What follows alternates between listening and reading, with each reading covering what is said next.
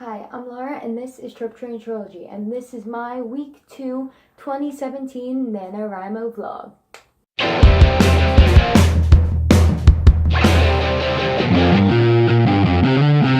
And it's day 5. So it's Sunday. I have 3 essays tomorrow, so I didn't write much today. In fact, I wrote less than 100 words. Fun fact for my story. I don't have really many fun facts right now. I know, I will show the cover I'm using on my Nano page for Parallax. So yeah, here's the cover. Yeah, that's not like meant to be a final cover, but it's the one I'm currently using from a random Google image I found. And that's all I have for day 1. Day 6 of NaNoWriMo, and it is currently 10 at night. I haven't written anything, and I spent the entire day sleeping in between my classes because I had a morning one and an evening one and nothing else. So I finished all my essays yesterday and slept all between classes because I was dead. I'm going to try to get the word count, like get a day's worth of word count in before I go to sleep, but I definitely don't think I'm catching up yet. Fun fact, so in my story there are there's 2 big groups of space pirates and then there's like small ships. And the thing is, I named the 2 big pirates after famous pirates in history. So the second biggest one is named Edward Teach after Blackbeard. And the biggest one is named actually after the most successful pirate in history. And that is Qing Shi, who is a Chinese lady who was originally a prostitute. I kind of like callbacks to history though. And all my pirates in my story are very ruthless and brutal because so many stories are like, here's the nice, fun pirates. And I'm like, those are great. I want to have terrible people as my pirates, so I want to ruin everyone's day. It is now day 7 of NaNoWriMo, and I am painfully behind. Looking at the word count I'm supposed to have today, done by today, is 11,666 words. I'm currently at 5,885 words, so I'm less than halfway behind, doing terrible. And I'm just failing at life right now, but what are you gonna do? For my fun fact, I'm gonna show off a song for one of my characters, Xena, who is the bounty hunter.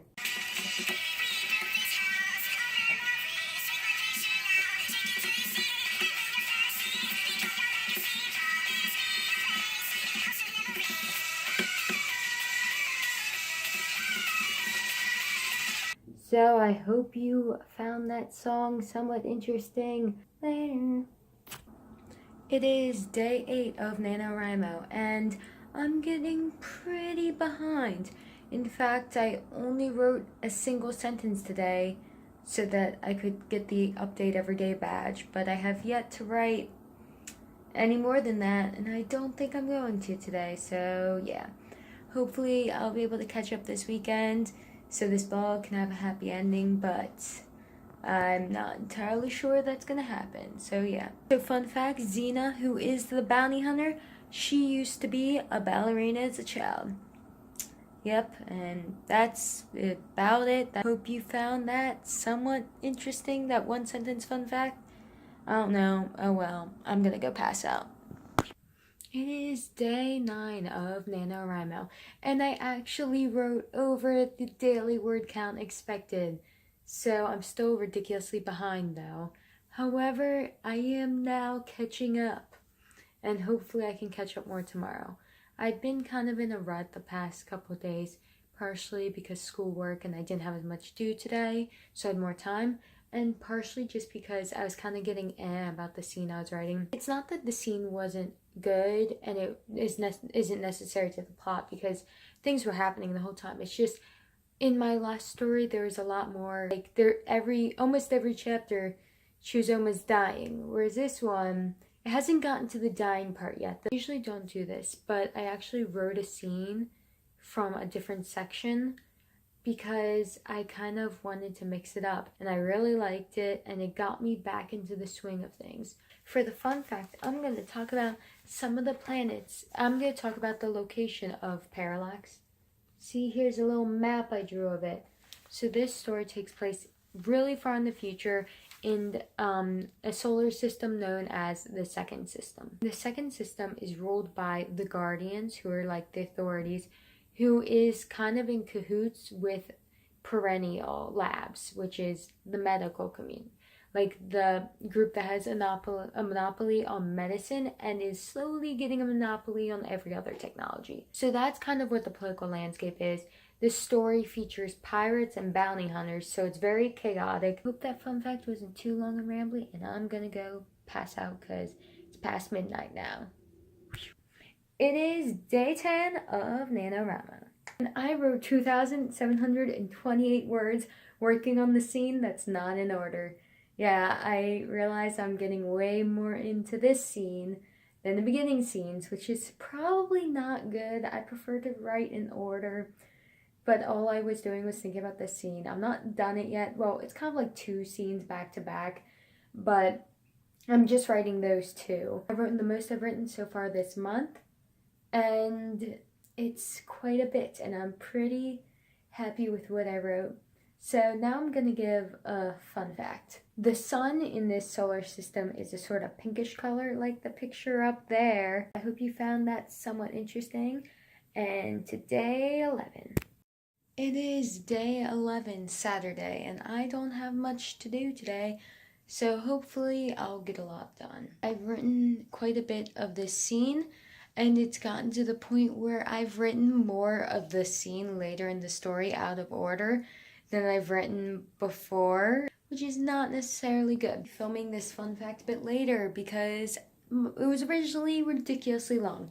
So I'm just going to name the planets in the solar system in order from the star to the furthest ones. And I'll describe what they are.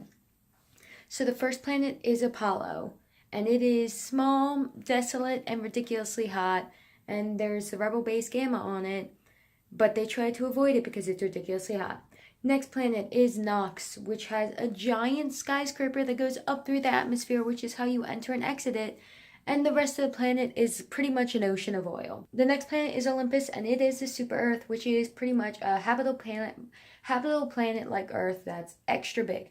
It has 2 moons, Anietis and Alexarius, which are both inhabited, but you have to stay inside because it's not good atmosphere. Then near Olympus is the perennial satellite. And the next planet is Minerva, which is entirely enclosed inside a giant building. You cannot actually go on the landscape of the planet because the entire thing has been built on top.